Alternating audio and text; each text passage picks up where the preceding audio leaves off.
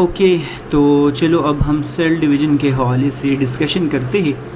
ये chapter number 1 का second last lecture होगा और इसके बाद मियोसिस है, ये वाले चैप्टर पर ख़त्म हो जाएगा।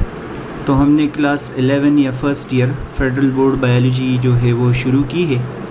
मैं तकरीबन टेक्स्ट तो बुक का ही फॉलो कर रहा हूँ, लेकिन कुछ चीज़ें, कुछ नहीं बल्कि बहुत सारी चीज़ें मैंने इसमें ख़ुद से ऐड कर दी है। लाइक आप समझे कि मैंने ख़ुद से नोट्स बनाए हैं, तो बिल्कुल आप लोग ये पेपर में लिख सकते हैं, टेंशन ना ले।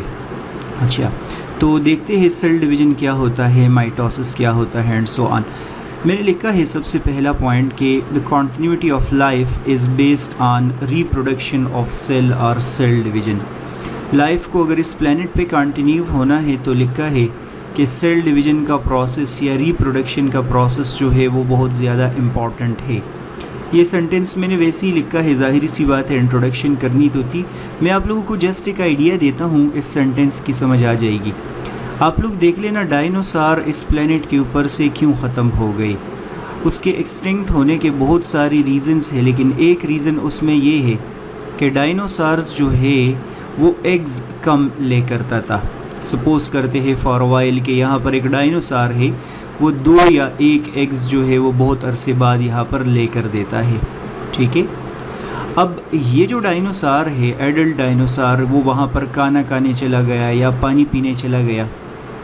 जब ये वापस यहाँ पर आ गया तो इनके एग्स पे किसी मैमल ने फीड कर दिया था। ठीक है, तो अब आप लोग देख ले कि ये एग्स तो ब्रेक हो गए हैं। अब ये ब्रेक हो गए हैं तो ज़ाहिरी सी बात है कि अब नया डायनासोर तो नहीं बनेगा। जब नया डायनासोर नहीं बनेगा तो पुराने वाले डायनासोर्स आहिस्ता आहिस्ता उनका वेट बढ़ गया, बॉडी का टेम्परेचर चेंज हो गया उनके लिए, और उनकी डेथ हो गई, नए आ ही नहीं रहे। इसी वजह से आप लोग देख ले कि फ़िश क्या करता है। फ़िश को पता है कि रिप्रोडक्शन सर्वाइवल के लिए ज़रूरी है, तो फ़िश ऐसा करता है कि एक टाइम पे 2 और 4 और 1 एग नहीं ले करता, बल्कि वो थाउजेंड्स की तादाद में जो है वो एग्ज़ ले करता है, क्योंकि फ़िश को पता है कि बहुत सारे एग्ज़ ने वाटर के अंदर ज़ाया होना है, थोड़े से बच जाएंगे तो चलो उससे तो फ़िश बन जाएंगे। तो सीधी बात आप लोगों ने ये समझनी है कि अगर किसी ने सर्वाइव करना है, किसी ऑर्गेनिज़म ने, तो उसके लिए रिप्रोडक्शन ज़रूरी है, या अगर सेल ने सर्वाइव करना है तो उसके लिए रिप्रोडक्शन ज़रूरी है। रिप्रोडक्शन नहीं करेगा तो बंदा एक्सटिंक्ट हो जाएगा, ऑर्गेनिज़म ख़त्म हो जाएगा। मैंने लिखा है कि the idea of cell division was given by Rudolf Virchow is omnis cellula e cellula. आप लोगों को याद होगा कि रुडोल्फ विर्को का जो लेक्चर नंबर 1 है इस प्लेलिस्ट का, उसको आप लोग ज़रा देख ले। तो रुडोल्फ विर्को ने कहा था कि new sales arises by the division of pre existing cells. ये सेल डिवाइड हो जाएगा और डिवाइड होके उसने बताया था 2 अलग अलग सेल्स जो है वो बना देगा। तो इसका मतलब सेल डिवीज़न जो है आइडिया इन्होंने हमें दिया था। When a cell divides, the younger cells produced as a result are called daughter cells। ये हमारे पास एक सेल है, जब ये डिवाइड होगा तो यहाँ पर ज़ाहिर सी बात है कि 2 स्मॉल सेल्स प्रोड्यूस हो जाएंगे या 4 प्रोड्यूस हो जाएंगे। तो इन सेल्स को हम क्या नाम देते हैं? डॉटर सेल्स जो है वो नाम देते हैं। अगर इनकी आप लोगों को पता हो कि इसको सन सेल्स क्यों नहीं बोलते, डॉटर ही क्यों बोलते हैं, तो वो मुझे आप लोग बता सकते हैं। सो 2 डॉटर सेल्स या 4 डॉटर सेल्स जो है प्रोड्यूस हो जाएंगे। There are 2 types of major cell division. ये जो सेल डिवीज़न का प्रोसेस है जिसमें ये सेल डिवाइड होता है, 2 तरह का होता है। एक को हम बोलते हैं माइटोसिस और दूसरे को हम बोलते हैं मियोसिस। डिफरेंस वैसे बाद में मैं डिस्कस करूँगा, लेकिन माइटोसिस फ़िलहाल आप लोग इतना याद रखिए कि ये सोमेटिक सेल में अकल हो रहा होता है। सोमेटिक सेल हमारे बॉडी सेल को बोलते हैं। सोमेटिक सेल बोले हमारे बॉडी के अंदर हर उस सेल को बोलते हैं जो एग और आप बोले स्पर्म और जाइगोट के अलावा है। एग, स्पर्म, जाइगोट के अलावा जितने भी सेल्स हैं उसको सोमेटिक सेल्स कहा जाता है। मियोसिस आप लोग बोलेंगे कि ये जर्म लाइन सेल्स में होता है। एग, स्पर्म और आप बोले कि जाइगोट में तो खैर नहीं होता, लेकिन एग और स्पर्म फॉर्मेशन के दौरान क्या हो रहा होता है, ये मियोसिस हो रहा होता है। ठीक है, ये तो इस चैप्टर का जस्ट एक इंट्रोडक्शन है, कहीं से शुरू करना था, तो मैंने जस्ट ये आइडिया देना है इस वाले टॉपिक के अंदर कि सेल डिवीज़न का प्रोसेस होता है, वाकई सेल 2 सेल्स में या 4 सेल्स में डिवाइड होते हैं। फिर मैंने बोला वो नए सेल्स जो बनते हैं उनको डॉटर सेल्स बोलते हैं, और डॉटर सेल्स 2 तरीक़ों से बनते हैं, या माइटोसिस की मदद से बनते हैं या मियोसिस की मदद से बनते हैं। देखते हैं कि माइटोसिस में कैसे सेल्स बनते हैं और मियोसिस में सेल्स कैसे बनते हैं। तो मैंने लिखा है सेल साइकिल, लाइफ ऑफ जो सेल है वो डिस्कस कर लेते हैं कि सेल अपनी लाइफ में क्या करता है। लिखा है मैंने कि the whole life story of a cell in which it is formed, it grow in size and then divide is called cell cycle. Cell की जो लाइफ की स्टोरी है ना, इसके 3 स्टेजेस है।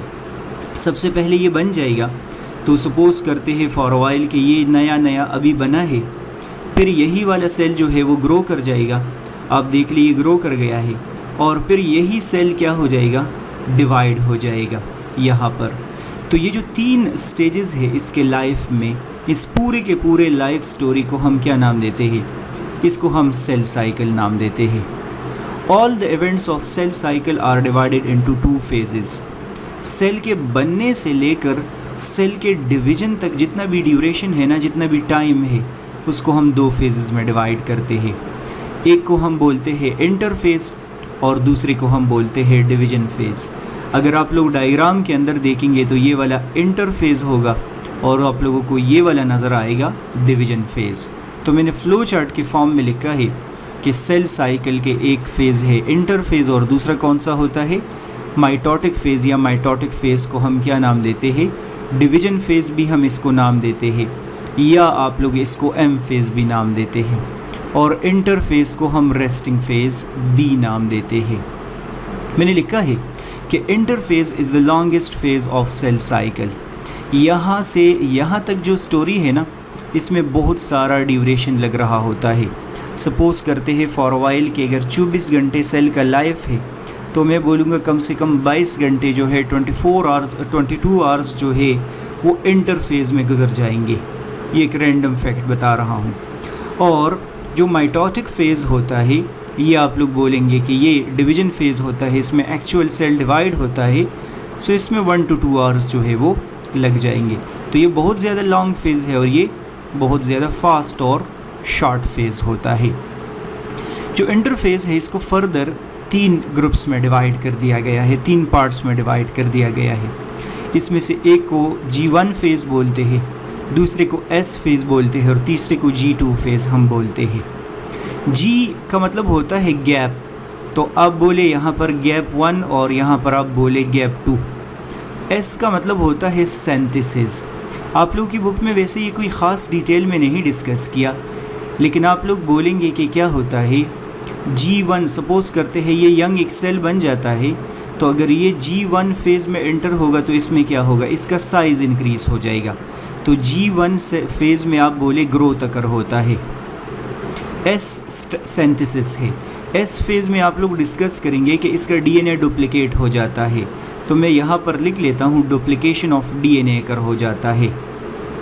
और जो G2 फेज़ है इसमें भी आप लोग डिस्कस करेंगे कि ग्रोथ अकर हो जाता है और डिवीजन के लिए अपने आप को क्या कर देता है, सेल प्रिपेयर कर देता है। बुक में असल में ब्रीफ लिखा है तो मैंने इसमें पॉइंट्स नहीं ऐड किए, बस इतना आप लोग समझे कि G1 फेज़ में ग्रोथ हो रहा है, S फेज़ में डुप्लिकेशन ऑफ DNA हो रहा है और G2 फेज़ में भी ग्रोथ हो रहा है और अपने आप को डिवीजन के लिए रेडी कर देता है सेल। ये क्या है, ये इंटरफेज़ है। ठीक है, आप लोगों की बुक में इस पर कोई ज़्यादा फोकस नहीं है, बस S फेज़ याद रखिए, इसमें डुप्लिकेशन ऑफ DNA कर हो रहा होता है। हम आगे बढ़ते हैं और डिस्कशन शुरू कर लेते हैं माइटोटिक फेज़ के हवाले से कि सेल अपने आप को कैसे डिवाइड करता है। चलो प्रिपेयर तो हो गया, लेकिन डिवीजन कैसे होगा। ठीक है, सो माइटोसिस डिस्कस करते हैं। मैंने लिखा है कि it is a type of cell division. Mitosis सबको पता है टाइप ऑफ सेल डिवीजन होता है। इसमें क्या होता है, सिर्फ़ और सिर्फ ये सोमेटिक सेल्स में अकर होता है या बॉडी सेल्स में अकर होता है। मैंने अभी आप लोगों को आइडिया कि ये एग में नहीं अकर होता, ये स्पर्म में नहीं अकर होता। एग और स्पर्म फॉर्मेशन के दौरान माइटोसिस नहीं अकर होता, क्योंकि वो जर्म लाइन सेल्स है, वो गेमेट्स होते हैं। In this process one parental cell produce 2 daughter cells. You need to remember this is most important idea about mitosis. कि ये क्या कर रहा होता है, इसमें एक पेरेंटल सेल हमेशा क्या बनाता है, 2 डॉटर सेल्स बनाता है। मियोसिस में हम बोलेंगे 4 डॉटर सेल्स बनते हैं, यहाँ पर 2 डॉटर सेल्स बन रहे होते हैं। मैंने आगे लिखा है कि both daughter cells have same number of chromosome as in the parental cell. यहाँ पर अगर एक पेरेंटल सेल में 46 क्रोमोसोम है तो दोनों डॉटर सेल्स में आप लोग याद रखेंगे कि 46 क्रोमोसोम्स पाए जाते हैं। इसका मतलब हो गया कि डॉटर सेल्स हमेशा इक्वल या same number of chromosome receive करेगा, जितने भी पेरेंटल सेल में होंगे उतने क्रोमोसोम ये रिसीव करेंगे। Mitosis is a fast process and occur almost in 1 hour. ये मैंने वैसे ही ख़ुद से ऐड कर दिया है कि माइटोसिस, मैंने अभी आप लोगों को बताया कि माइटोटिक फेज़ या डिवीजन फेज़ तो वैसे भी फास्ट होता है, तो ये तकरीबन 1 आवर में अकर हो जाता है। It is divided into further some phases. Mitosis को हम मज़ीद छोटे छोटे फेजेस में डिवाइड करते हैं, जिसमें से एक को हम बोलते हैं कैरियोकाइनेसिस। कैरियोन का मतलब होता है न्यूक्लियस, मैंने बोला है, और दूसरे को हम बोलते हैं साइटोकाइनेसिस। जो कैरियोकाइनेसिस होगा इसमें आप लोग बोलेंगे कि डिवीजन ऑफ न्यूक्लियस अकर होता है, और साइटोकाइनेसिस में आप लोग बोलेंगे डिवीजन ऑफ साइटोप्लाज्म अकर होता है। डायग्राम से अगर आप लोग अंडरस्टैंड कर ले तो स्टेप नंबर 1 में क्या होगा, ये जो न्यूक्लियस आप लोगों को नज़र आ रहा है ये 2 में डिवाइड हो जाएगा, ये कैरियोकाइनेसिस है, और स्टेप नंबर 2 में फिर पूरा साइटोप्लाज्म जो है वो डिवाइड हो जाएगा, ये साइटोकाइनेसिस है। ठीक है, जो कैरियोकाइनेसिस है उसको फर्दर 5 फेजेस में डिवाइड किया जाता है, जिसमें से एक को बोलते हैं प्रोफेज़, दूसरे को बोलते हैं प्रोमेटाफेज़, तीसरे को बोलते हैं मेटाफेज़, फोर्थ को हम बोलते हैं एनाफेज़, और फिफ्थ को हम बोलते हैं टेलोफेज़। जो प्रोफेज़, मेटाफेज़, एनाफेज़, टेलोफेज़ तो आप लोग पढ़ चुके हैं, इन्होंने प्रोमेटाफेज़ भी ऐड कर दिया है। अगर मैं यहाँ से डिलीट करना चाहूँ तो मैं बोलूँगा इसको लेट प्रोफेज़। प्रोफेज़ काफ़ी ज़्यादा लॉन्ग ड्यूरेशन में होता है तो मैं इसको लेट प्रोफेज़ नाम दूंगा। ठीक है, सो कोई मसला नहीं है, मैंने दोनों को मर्ज करके ऐड कर दिया है ताकि टाइम की बचत हो जाए। अलग प्रॉब्लम नहीं है, वैसे आप लोगों को समझ आ जाएगी।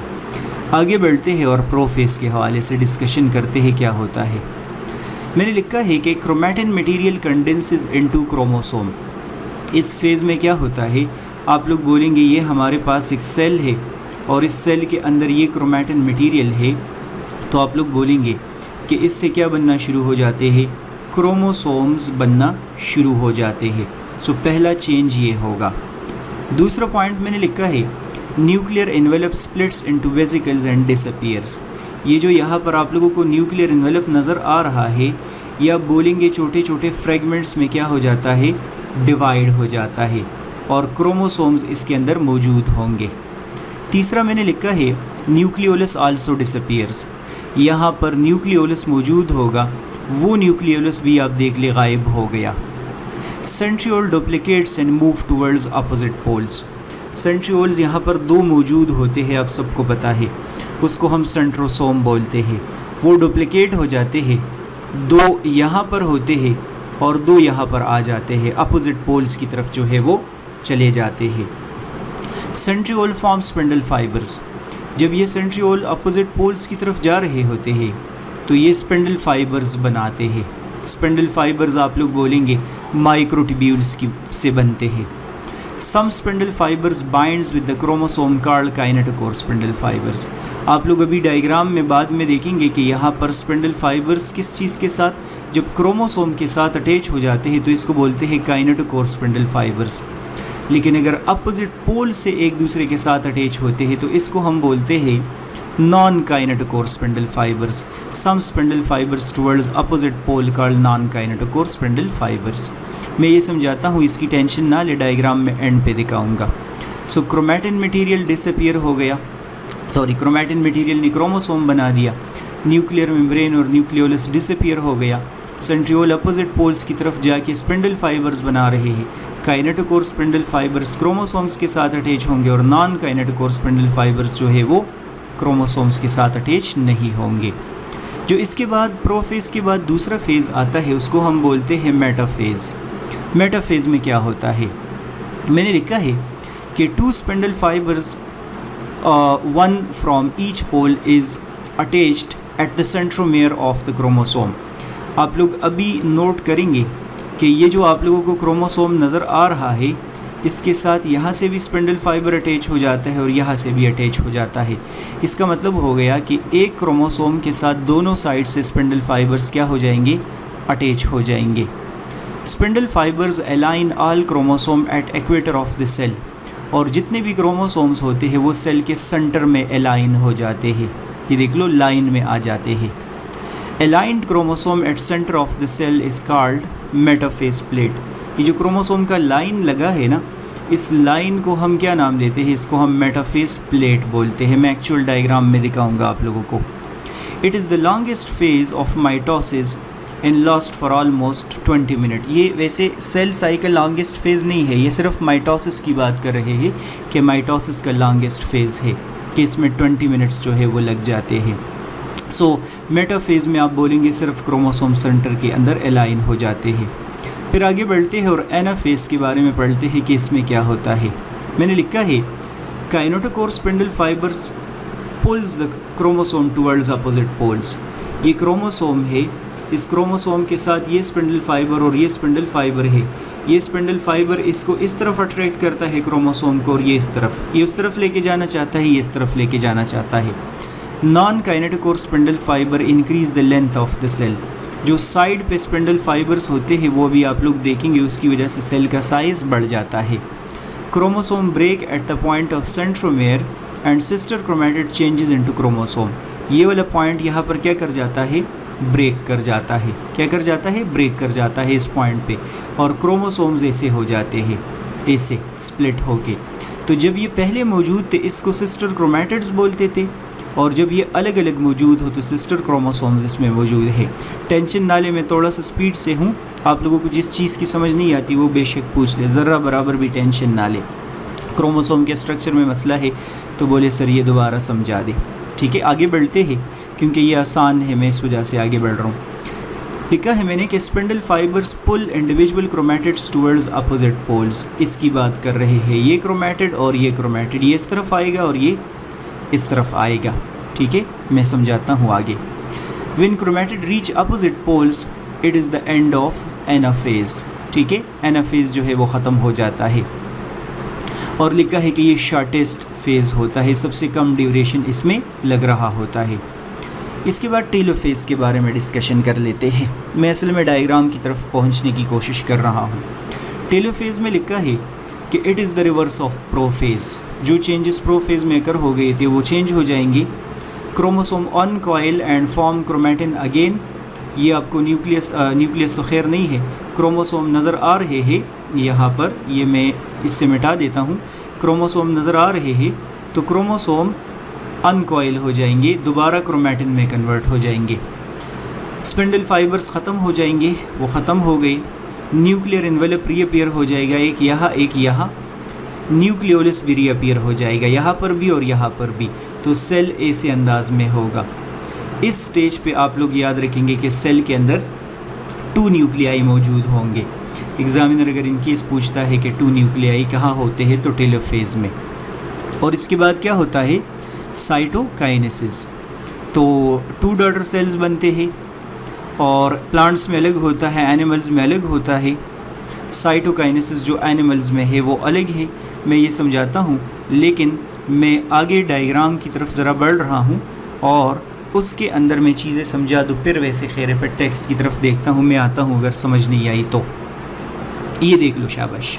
अब इधर गौर से देखना है आप लोगों ने। ये आपको सेल नज़र आ रहा है पूरे का पूरा।